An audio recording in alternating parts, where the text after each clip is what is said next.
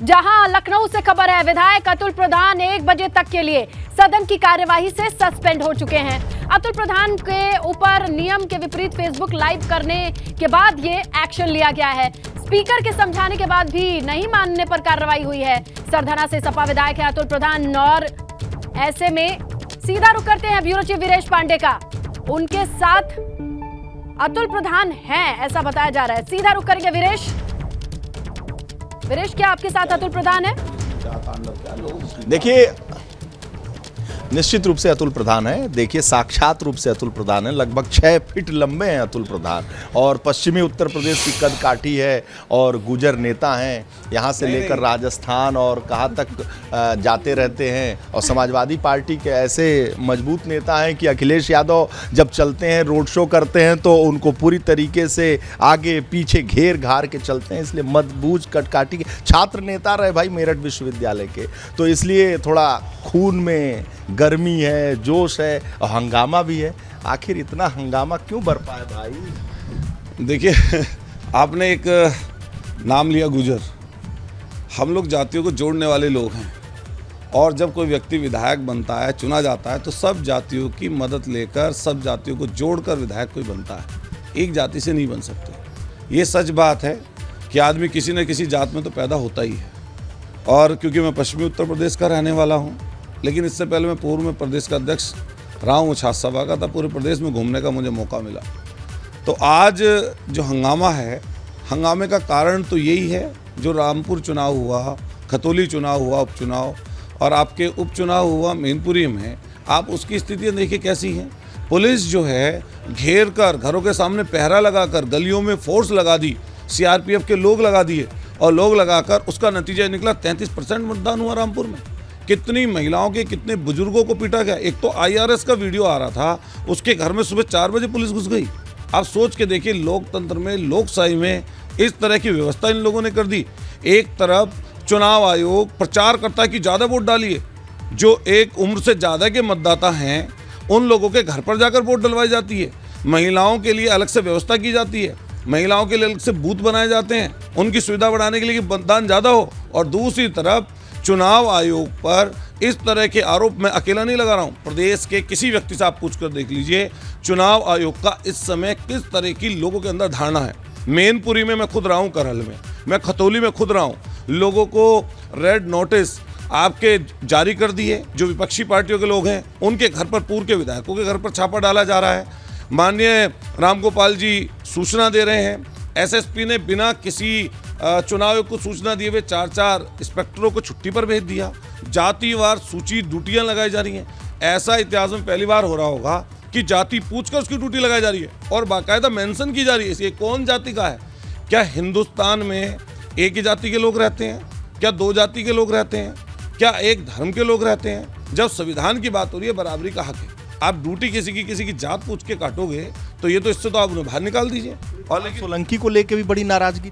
देखिए, आप सोचिए कि भाजपा के सांसद जी ने क्या कहा कि पुलिस ने जल्दबाजी की। स्पीकर साहब भी वहीं के हैं, इनको भी संज्ञान लेना चाहिए। और किस तरीके से उसने एक एक बात बताई, एक भी साक्ष्य पुलिस के पास नहीं था। लेकिन आप बताओ, तानाशाही का आलम यह है कि बुजुर्गों को मारा जा रहा है, बच्चों को मारा जा रहा है। जो इनके खिलाफ एक भी बात बोल दे, लोकतंत्र में खिलाफ तो लोग बोलते हैं। मान लिया हम विपक्ष में हैं और ये लोग कुछ गलत करेंगे, तानाशाही करेंगे, तो हमारे पास तरीका क्या है? हमारे पास तरीका सिर्फ बोलने का है, अपनी बात रखने का है। जब सदन में है तो सदन के हिसाब से, बाहर है तो बाहर के हिसाब से। आप देखिए, मैं खैर उस पर बाद में बोलूंगा सदन के बाद जो आज हुआ है। अतुल प्रधान, लेकिन ये बात मैं आपको बता दूं कि 1 बजे ये जब भीतर जाएंगे तो ये तमाम बातें वो रखेंगे सदन के सामने। अभी 1 बजे तक सस्पेंड करने की नौबत क्यों आई? समझाने पर भी क्यों नहीं माने? फेसबुक लाइव क्यों किया? क्या पता नहीं था नियमों का? देखिए, क्या है कि भाई सत्र चल रहा है और सदन में अपनी बातें रखी जा रही हैं, लेकिन माननीय विधायक समाजवादी पार्टी के अतुल प्रधान जी यहाँ बैठे हुए हैं। हो हल्ला हंगामा इतना हुआ कि सदन 15 मिनट के लिए स्थगित करना पड़ा, फिर 15 मिनट के लिए स्थगित करना पड़ा, अंततः मुख्यमंत्री जी को जाना पड़ा। अब मुख्यमंत्री जी 1 बजे बोलेंगे और 1 बजे ये भी जाएंगे। 1 घंटा इनको निलंबित कर दिया गया। देखिए, वो जो बात आप कह रहे हैं, मैं फिर कहना चाहता हूं, आप रामपुर पर चर्चा करिए ना। आप अपने चैनल पर रामपुर के लोगों को दिखाइए, जिनको पीटा गया, जिनको महिलाओं को पीटा गया, बच्चों को पीटा गया। आप खतौली के उस सीओ की चर्चा दोबारा करिए ना आज, जिस सीओ ने बूथ के अंदर घुसने के बाद और किस तरीके से तांडव मचाकर बूथ पर बैठे हुए, बूथ पर आरे वोट डालने वाले लोगों को वहां से भगा दिया आईडी के नाम पर। आप इस बात की चर्चा करिए किस तरीके से डीएम और एसपी मिलकर इस तरह लोकतंत्र लोकशाही को कब्जा करना चाहते हैं। माननीय रामगोपाल जी ने चुनाव आयोग को लिख के दिया, माननीय जयंत चौधरी जी ने लिख के दिया। मैंने तो देखा कि मैनपुरी की धरती पे आप भी बहुत सक्रिय थे, लगातार चुनाव प्रचार में लगे हुए थे। और वो आज जब सत्र चला तो उससे पहले भी आपने एबीपी गंगा से बात की। बात करते समय आपने कहा कि आज बहिष्कार करेंगे, आज हंगामा होगा। आज जिस तरीके से हमें लोकतांत्रिक अधिकार मिले हुए हैं लोकतंत्र में, उस लोकतांत्रिक अधिकारों का प्रयोग सदन के अंदर किया जाएगा। मैं माननीय विधायक हूं और समाजवादी पार्टी के 100 से ज्यादा विधायक हैं और लोकतंत्र में मिले हुए हर वो हथियार और अख्तियार का उपयोग किया जाएगा सदन के अंदर। और बहुत हंगामा हुआ जिसमें अतुल प्रधान भी शामिल थे। देखिए, हंगामा मान लिया सरकार से, आप कुछ पूछना चाहते हैं, अपनी बात कहना चाहते हैं, आप ये बात भी तो दिखाइए। एक साल में मात्र 14 दिन सत्र चला है, 403 एमएलए हैं, 1200 किलोमीटर लंबी सीमा है। हमारे घर की परेशानी के लिए हम लोग यहाँ पर नहीं आए हैं, हम परेशानी लेकर आए जनता की, आम लोगों की, किसान की, नौजवान की, बेरोजगारी की। आज मेरा क्वेश्चन लगा हुआ है, आप 2 बजे जब भी 3 बजे बोलने का मौका मिलेगा इस पर, तो आप देखिएगा। मैं पूछा कि छात्र संघ चुनाव क्यों नहीं कराए जा रहे हैं, तो इनके मंत्री जवाब दे रहे हैं कि छात्र संघ पर कोई बैन नहीं है और सरकार ने पुलिस को भेजकर प्रशासन को कह रखा है कि छात्र संघ के चुनाव नहीं होंगे। जो आपने लेकिन इतना हंगामा जिस तरीके से हुआ, होना चाहिए क्या? देखिए, हंगामा वही बात है, हंगामा खड़ा करना मकसद नहीं है हमारा, लेकिन जनता की बात को कैसे इन लोगों के, गूंगे बहरे लोगों को जिन्होंने आंखों पर पट्टी बांध रखी है, सुना है। मैनपुरी में जहां नेताजी के देहांत के बाद इन लोगों को थोड़ा सा भी वो नहीं था, कल चुनाव कराया, तत्काल चुनाव में झोंक दिया। अभी नेताजी हमारे कुछ दिन पहले गए थे, नेताजी के आदर्शों पर चलने की बात करते हैं। मैनपुरी में जाके इनके सब बड़े नेता वहां गए, मुख्यमंत्री से लेकर डिप्टी चीफ मिनिस्टर से लेकर सारे मंत्री, केंद्रीय मंत्री वहां पर घूम रहे थे और पुलिस को दिशा निर्देश ये दे रखे थे कि किसी भी सूरत में ये लोग सीट न जीत जाएं। मैं फिर कहना चाहता हूं, लोकतंत्र में, लोकशाही में जिस तरीके से संविधान का मखौल उड़ाने का काम, आप सोचिए, आज हम बाबा साहब को याद कर रहे हैं, बाबा साहब का परिनिर्वाण दिवस है और बाबा साहब को याद करते हुए इनको मैं समझता हूँ शर्म नहीं आती। उनके द्वारा संविधान को, बनाए हुए संविधान को रोज कुचल रहे हैं, रोज दबा रहे हैं, रोज चीजें छीनने का काम कर रहे हैं, चीजों को कम करने का काम कर रहे हैं। बताइए हम कहाँ जाएं? आप बताइए हम लोग कहाँ जाएं? सदन में हैं, अपनी बात नहीं कह सकते, बाहर हैं, अपनी बात नहीं कह सकते, बात कहेंगे तो खिलाफ कार्रवाई होगी। माननीय विधायक हैं तो अपनी बात तो सदन में कह सकते हैं ना। आज आपने कहा भी, पूरी मजबूती के साथ कहा। आप समझिए, सदन में किसी ना किसी नोटिस देकर या किसी न किसी नियम के तहत चर्चा होती है। जैसे मुझे तारांकित क्वेश्चन में आज अपने छात्र संघ चुनाव पर बोलना है, लेकिन मैं जो जिक्र कर रहा था आपसे, आज सब पूरा देश, पूरा विश्व बाबा साहब को याद कर रहा है। लेकिन हम पूछिए ना, आप इनसे पूछिए कि किस तरीके से कल लोकतंत्र को इन्होंने धता बताते हुए। ये बताइए, जब मौका मिलता है आपको सदन में रखने की, पूरी आवाज उठाने का मौका मिलता है, लोकतंत्र में आप अपनी बात सदन के अंदर रख सकते हैं, तो फिर आप जब हंगामा करोगे तो आप अपनी बात कैसे रख पाओगे? अच्छा, अरे भाई, आप लगातार यहाँ रहते हो, बताइए, एक साल में मात्र 14 दिन सत्र चला है। अब कितने दिन चला है? 3 दिन। कल माननीय नेताजी पर चर्चा हुई और क्या नाम, नेताजी के देहांत के बारे में लोगों ने अपनी बात रखी, सदन स्थगित हो गया।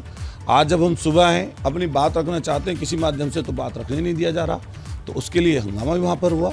हंगामा क्या हुआ? अपनी बात रखने का जो तरीका है, लोकतंत्र में आप क्या कर सकते हो? जिंदाबाद मुर्दाबाद। लोकतंत्र में आप क्या कह सकते हो? यही कह सकते हो कि मेरी एप्लीकेशन है, इसको देख लीजिए, इस पर कार्रवाई कर दीजिए।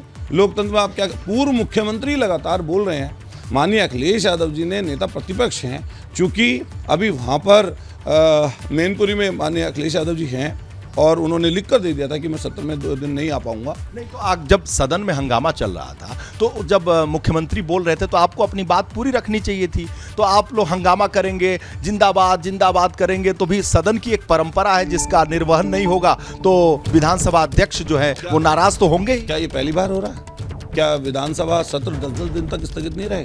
लेकिन पहले सत्र चलते थे, महीनों महीनों सत्र चलते थे, और फिर जब ये नई चीज लेकर आए हैं, जब दोबारा जनता ने इन्हें मौका दिया है, तो उनके जनप्रतिनिधियों की बात तो सुने। अगर जनप्रतिनिधियों की बात सुनेंगे नहीं, मान लिया आपने कोई नोटिस दिया, आपने मुझसे कहा कि प्रेस के वहाँ पर लोगों पर हमला हुआ है, वहाँ पर उस चीज़ को आप क्या नाम, सदन, मतलब हमारी जिम्मेदारी बनती है, आप ना भी कहें, प्रेस के साथ दिक्कत हो रही है, हम लोगों ने वो भी बात सदन में उठाई। विधानसभा अध्यक्ष तो कह रहे थे कि इरफान सोलंकी की बात कर रहे हैं तो उस पर नोटिस तो दिया नहीं, आपको चिंता थी नहीं, बिना नोटिस के आपको अभी याद आया, सपना आया क्या? आप बताइए, जब भारतीय जनता पार्टी के सांसद मुख्यमंत्री जी को लिखकर, प्रमुख सचिव गृह को लिखकर दे रहे हैं कि ये जाती हुई है, और मैं यहाँ पर जानता हूँ कैसी स्थितियाँ परिस्थितियाँ हैं, जो सोलंकी विधायक हों, क्या नाहिद हसन को लगातार जेल में नहीं रखा गया? क्या आजम खान साहब को जिस तरीके से 150 दिनों तक उनके फैसले को रिजर्व रखा गया, सुप्रीम कोर्ट को दखल देना पड़ा।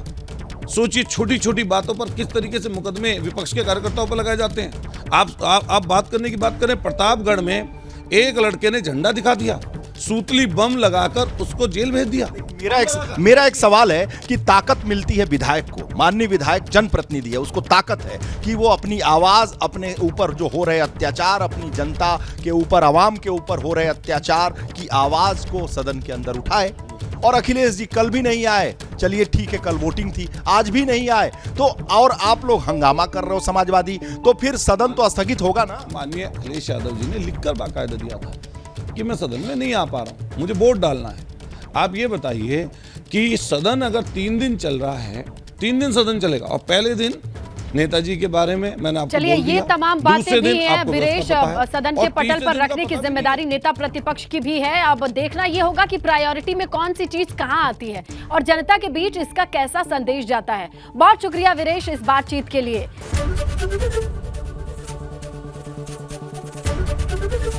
एबीपी गंगा, खबर आपकी, जुबान आपकी।